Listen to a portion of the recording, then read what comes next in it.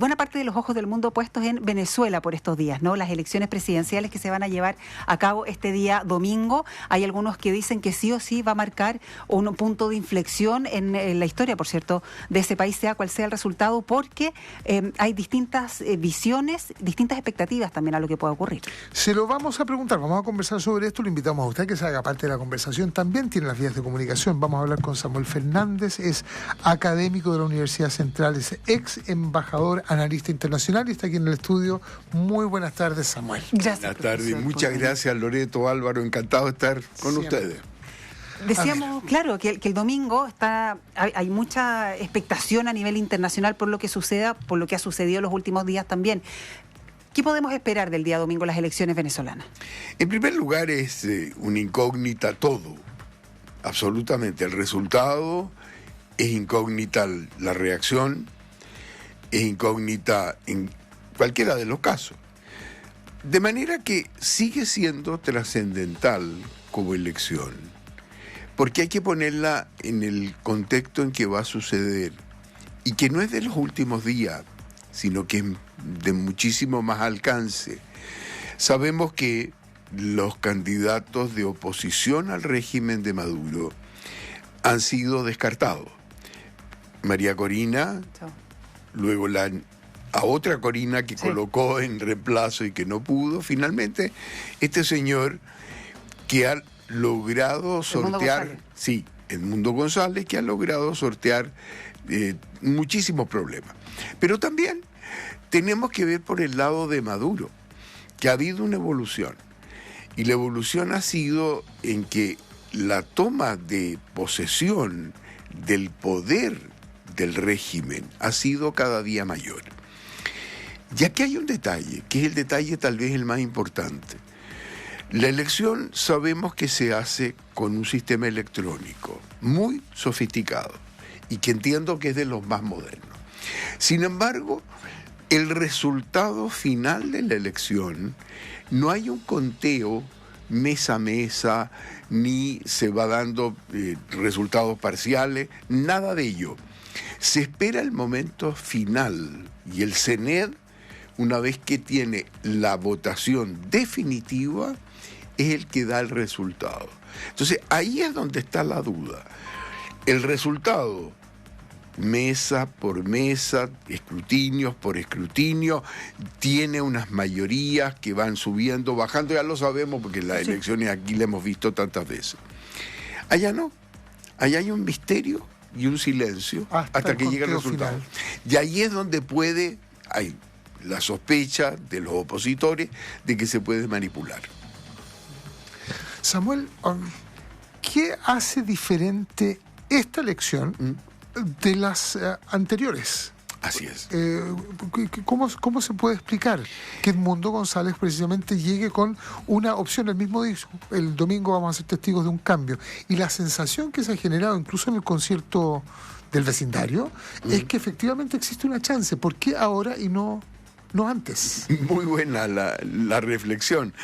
Lo que pasa es que la oposición normalmente estaba muy dividida y lo han intentado. No olvidemos a López, no olvidemos a Guaidó, no olvidemos todas las chances que han podido haber. Elecciones que han sido cuestionadas por siempre. Las oposiciones cuestionan las elecciones, esto no es novedad. Pero ¿dónde está la diferencia? Esta vez, por primera vez, hay una mayor concentración de la oposición. Ha logrado sortear. Hay más candidatos, no son los dos únicos. La reelección de Maduro por tercera vez y la oposición con González. Pero por primera vez hay una sensación de triunfo mucho más generalizada. Y las encuestas de afuera, porque no hay encuestas internas, las de afuera dan por una ventaja de al menos más de 20%, 20 puntos de diferencia en el caso de Edmundo González. Y luego... Perdón, es como 25-59, algunas que yo vi la diferencia. Además, pueden ser incluso más. Creo que la expresión baño de sangre, en el caso que pierda, no se la había escuchado a Maduro.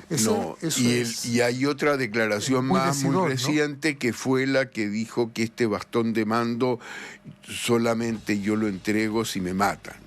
Claro. Una cosa por el estilo, o esto jamás será entregado. Entonces, en esas condiciones, hacer una elección en ese contexto, hay la libertad, existe la garantía, todo lo que tenemos de historial permite tener confianza.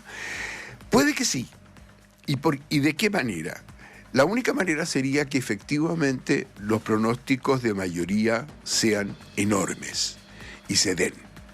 Y esos pronósticos hagan que cualquier maniobra, cualquiera que sea o intento de no reconocimiento, tenga un rechazo también mayoritario.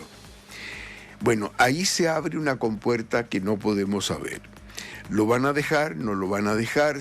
Si no lo dejan, si no lo reconocen, ¿cómo reacciona esa mayoría? Porque es cierto que los militares, y especialmente el ejército, están controlados por el régimen desde hace muchísimo tiempo, con grandes prebendas, con un número infinito de generales en servicio activo, ¿eh? Luego, todo esto es un sistema bien hermético. No olvidemos que en la primera elección de la Asamblea, el Parlamento, ganó la oposición y obtuvo la mayoría, pero ese Parlamento fue disuelto y reemplazado por otro. Entonces, siempre hay una posibilidad de que haya una maniobra que deje esto en evidencia. Si tomamos en cuenta, serían 25 años de chavismo, 11 de Maduro, tercera reelección. Entonces, caramba que el panorama es muy aleatorio. A menos que exista, y esto pongo una hipótesis, que sea tan decisivo, que no haya alternativa, que ni el control militar, ni de los colectivos, ni de los etcétera, sirva, y venga una reacción en masa. ¿Cómo se detiene? Ahora, ¿habrá algún plan B? ¿Tendrá algo pensado? Se ha dicho que Maduro tiene negociaciones y se pueden abrir negociaciones para irse a algún país, no sé cuál. Tanto por el hecho de la derrota en este caso. Exacto, reconociendo la derrota, pero habiendo una transición negociada.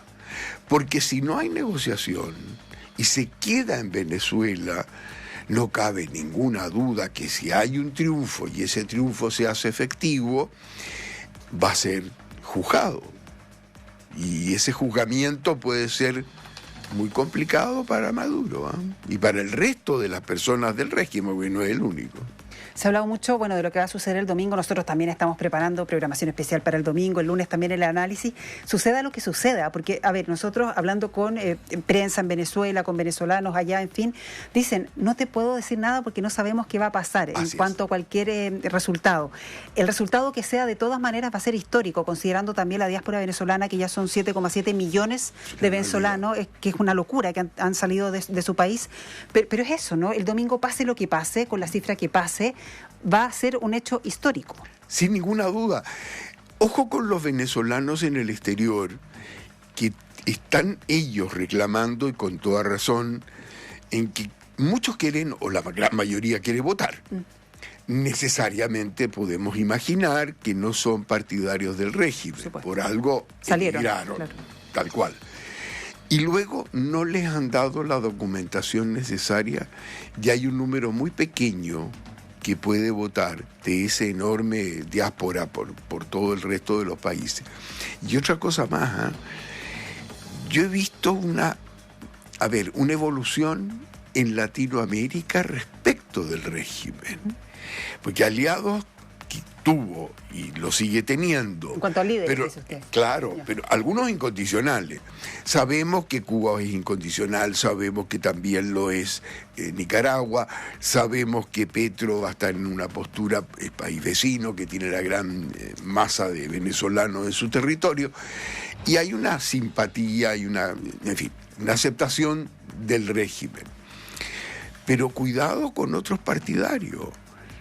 Lula cambió. Exacto.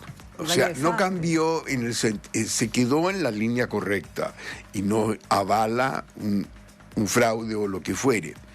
Luego, el resto de Latinoamérica no está tan proclive a aceptar cualquier resultado y de cualquier manera.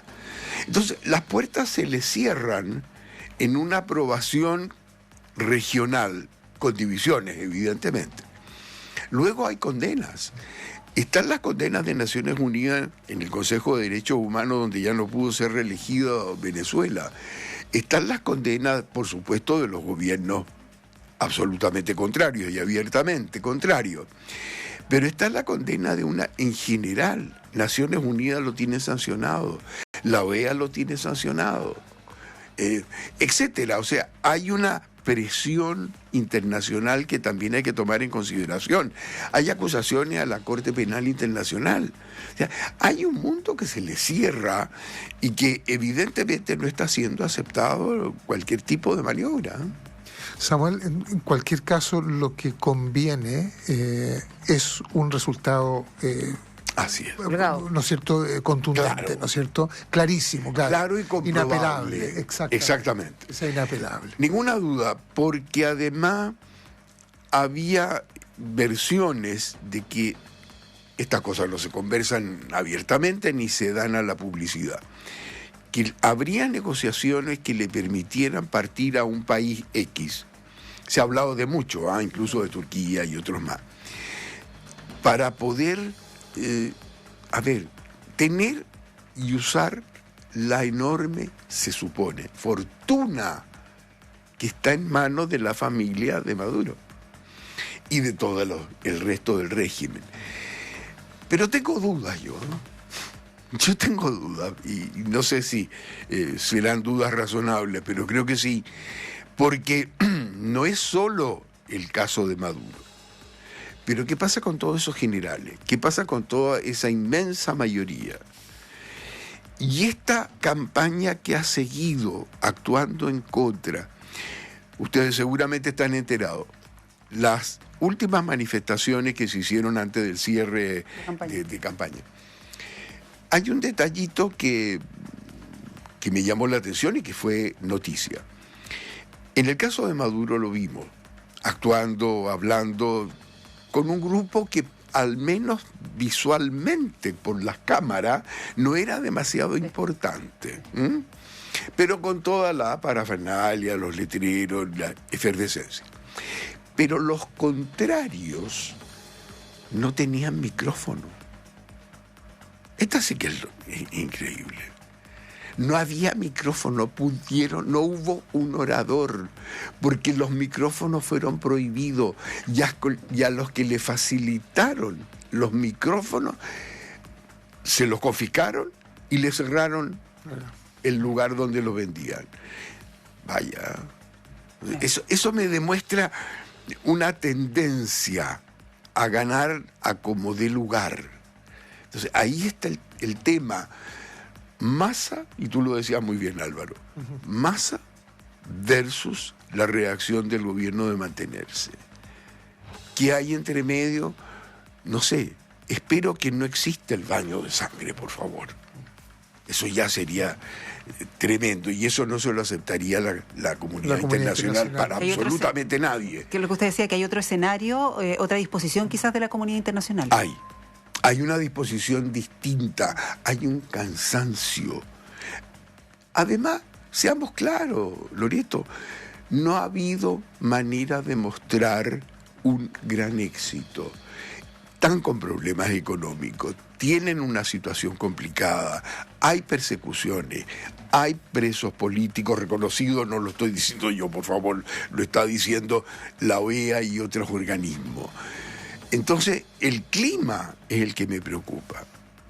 Además, no importa que haga toda la efervescencia y todos los discursos y la parafernalia que siempre hacen y la retórica, incluso amenazante, porque esa no da miedo en este momento, que es el lema que tienen los opositores, y ya no tenemos miedo. Usted amenace, haga todo lo que quiera, haga todas las maniobras, pero ya no le tenemos miedo. Y como somos más, y somos mucho más, si lo demostramos en las urnas, entonces es usted el que va a tener que tener miedo. No la oposición. Este es el cuadro. Pronóstico, yo diría que pronóstico reservado. No tengo ni idea de lo que puede llegar a ser, pero complicado. Samuel, si nos das 2 segundos, vamos a cerrar como corresponde estos minutos que le estamos dedicando a Venezuela. Me entiendo que hay información.